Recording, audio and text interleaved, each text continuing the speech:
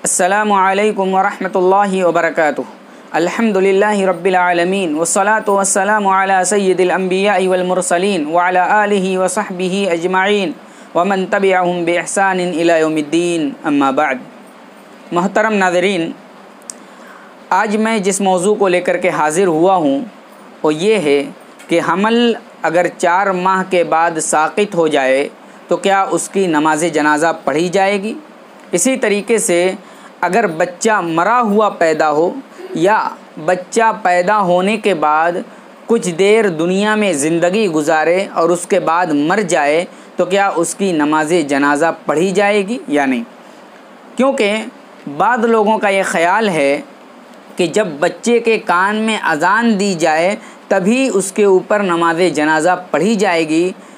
अगर बच्चे के कान में अज़ान नहीं दी गई तो नमाज जनाज़ा नहीं होगी, क्योंकि उनका ख़याल ये है कि बच्चे की पैदाइश के वक्त जो अज़ान दी जाती है इसी अज़ान से उसकी नमाज जनाज़ा होती है। लेकिन ये याद रखें कि बच्चे के कान में अज़ान देने और नमाज जनाज़ा के पढ़ने के सिलसिले में दोनों बातें अलग हैं। बच्चे के कान में अज़ान देने वाली बात, पहली बात तो ये कि ये मुख्तलफ़ी मसला है, इसमें उलमा की राय मुख्तलिफ़ हैं क्योंकि अज़ान देने वाली रिवायत सही नहीं है। इसी तरीके से इक़ामत वाली रिवायत, जिस रिवायत में इक़ामत की बात कही गई है कि दाएं कान में अज़ान और बाएं कान में इक़ामत कही जाएगी, इक़ामत वाली रिवायत मौजू है, लिहाजा इक़ामत तो कहने की कोई दलील है ही नहीं। तो मालूम हुआ कि बच्चे के कान में अज़ान देने का ताल्लुक़ नमाज जनाज़ा से नहीं है।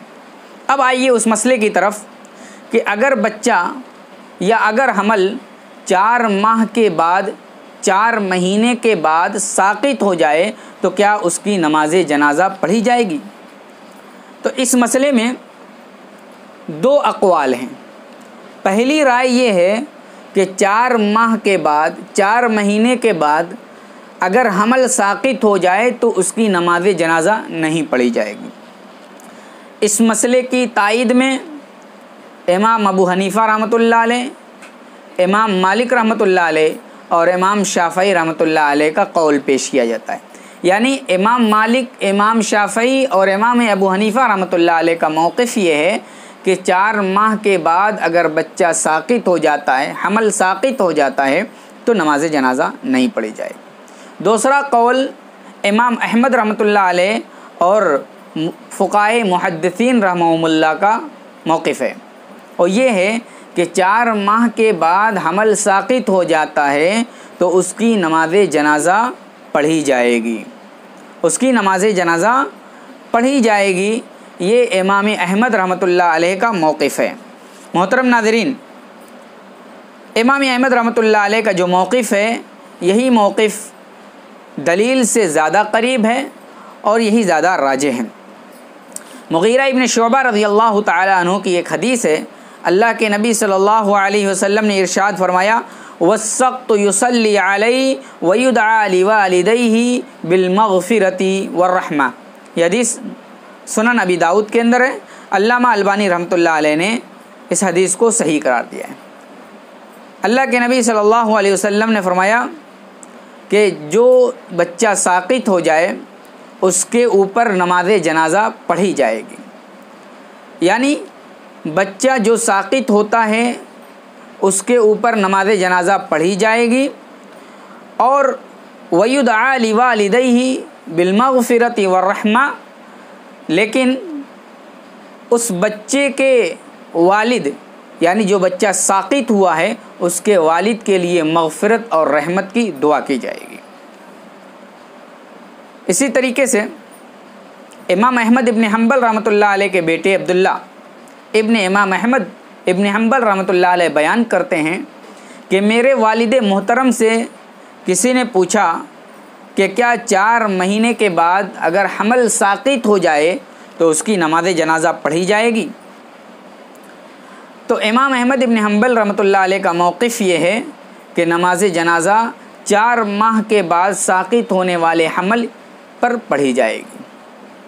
मोहतरम नाज़रीन, 4 माह के बाद चूँकि हमल में रूह फूंक दी जाती है और जब रूह फूंक दी जाती है तो उस हमल का शुमार बच्चों में होने लगता है। लिहाजा बच्चे के ऊपर जो अहकाम मुरत्तब होते हैं वही अहकाम इस 4 माह के बाद साक़ित होने वाले बच्चे या 4 माह के बाद साक़ित होने वाले हमल पर भी मुरत्तब किए जाएंगे। अल्लाह के नबी सल्लल्लाहु अलैहि वसल्लम की हदीस है, हज़रत अब्दुल्लाह इब्ने मसूद रज़ियल्लाहु तआला अन्हु बयान करते हैं कि नबी करीम सल्लल्लाहु अलैहि वसल्लम ने फरमाया, इन्ना अहदकुम युजमउ खल्क़ुहु फ़ी बत्नि उम्मिही 40 यौमन सुम्मा यकूनु अलक़तन मिस्ल ज़ालिक सुम्मा यकूनु मुज़ग़तन मिस्ल ज़ालिक। अल्लाह के नबी सल्लल्लाहु अलैहि वसल्लम फरमाते हैं कि तुम्हारी पैदाइश की तैयारी तुम्हारी माँ के पेट में 40 दिन नुत्फ़े की शक्ल में की जाती है, फिर 40 दिन अगला खून के लोथड़े की शक्ल में होता है, फिर उसका अगला 40 दिन गोश्त के लोथड़े की शक्ल में होता है। ये 120 दिन हुआ, यानी 4 महीने इस तरीके से बच्चे की तैयारी की जाती है। उसके बाद 4 महीना जब बीत जाता है तो अल्लाह तबारक व तआला एक फ़रिश्ते को भेजता है और उसे 4 चीज़ का हुक्म देता है, लिखो ये अमल कैसा करेगा, यानी इसके अमल के बारे में, उसके रिस्क के बारे में और उसकी ज़िंदगी के बारे में और उसके बदबख्त होने और नेकबख्त होने के बारे में हमल ही में लिख दिया जाता है, यानी 4 महीने की मुद्दत गुजरने के बाद ही लिख दिया जाता है। तो मालूम हुआ कि 4 महीने के बाद हमल में रूह फूंक दी जाती है, अब वो बच्चे के हुक्म में हो जाता है। इसीलिए अल्लामा अलबानी रहमतुल्लाह अलैह वगैरह का मौक़िफ़ है कि ना तमाम बच्चे की नमाज जनाज़ा पढ़ी जाएगी जब वो 4 माह को मुकम्मल कर ले और 4 माह के बाद बच्चे में या हमल में रूह फूंक दी जाती है। और अगर 4 माह से कब्ल, 4 माह से पहले बच्चा या हमल साक़ित हो जाए तो उसकी नमाज जनाज़ा नहीं पढ़ी जाएगी, इसलिए कि वो मय्यत नहीं कहलाएगा, इसलिए कि वो मय्यत नहीं कहलाएगा क्योंकि उसमें अभी तक रूह नहीं फूंकी गई। जिसमें रूह फूंकी जाती है, रूह फूंकने के बाद रूह कब्ज़ की जाती है, वो मय्यत के हुक्म में होता है। ये बात मालूम हो गई कि अगर बच्चा 4 माह के बाद साक़ित हो जाए तो उसकी नमाज जनाज़ा पढ़ी जाएगी। अगर बच्चा 4 माह से पहले साक़ित हो जाए, यानी रूह फूके जाने से पहले साक़ित हो जाए, तो इसका क्या हुक्म है? इसकी नमाज जनाज़ा नहीं पढ़ी जाएगी क्योंकि 4 माह से कब्ल ये बच्चा साक़ित हुआ है और उसमें रूह नहीं फूकी गई है। लिहाजा 4 माह से पहले अगर बच्चा साक़ित होता है, हमल साक़ित होता है, तो उसको बग़ैर गुस्ल के और बग़ैर कफ़न के किसी कपड़े में लपेट कर किसी जगह दफन किया जा सकता है या दफन किया जाएगा। अब रहा मसला ये कि अगर बच्चा पैदा होता है, कुछ देर दुनिया में ज़िंदगी गुजारता है, या बच्चा पूरे दिन का मरा हुआ पैदा होता है, तो क्या उसकी नमाज जनाज़ा पढ़ी जाएगी अगर उसके कान में अज़ान नहीं हुई है? जी बिल्कुल, उसकी नमाज जनाज़ा पढ़ी जाएगी अगरचे उसके कान में अज़ान नहीं हुई है। मैंने पहले बताया कि अज़ान का मसला ये मुख्तलफ़ फ़ी है। लिहाजा अगर बच्चा पैदा होता है मरा हुआ या पैदा होने के बाद कुछ देर ज़िंदगी दुनिया में गुजार लेता है और उसके बाद मर जाता है, तो उसकी नमाज जनाज़ा पढ़ी जाएगी, क्योंकि मुग़ीरा इब्न शुअबा रज़ियल्लाहु तआला अन्हु की हदीस है, नबी करीम सल्लल्लाहु अलैहि वसल्लम ने फरमाया, अर्राकिब खल्फ़ल जनाज़ा वल माशी हैथु शाअ मिनहा वत्तिफ़्लु युसल्ली अलैहि। अबू दाऊद की रिवायत है, अल्लाह के नबी फरमाते हैं कि जनाज़ा में चलने वाला, सवारी से चलने वाला जनाज़ा के पीछे रहे और पैदल चलने वाला जिधर चाहे उधर चले अपनी मर्ज़ी से। वत्तिफ़्लु युसल्ली अलैहि, और बच्चा जो है उस बच्चे के ऊपर नमाज जनाज़ा पढ़ी जाएगी। तो इस हदीस से मालूम हुआ बच्चे की नमाज जनाज़ा पढ़ी जाएगी। अगर बच्चा दुनिया में चीखा हो या न चीखा हो, मरा हुआ पैदा हो या ज़िंदा पैदा हुआ हो, कुछ देर के बाद इंतकाल कर जाए। उलमा की यही राय है और उलमा का इस बात पर इत्तेफाक है।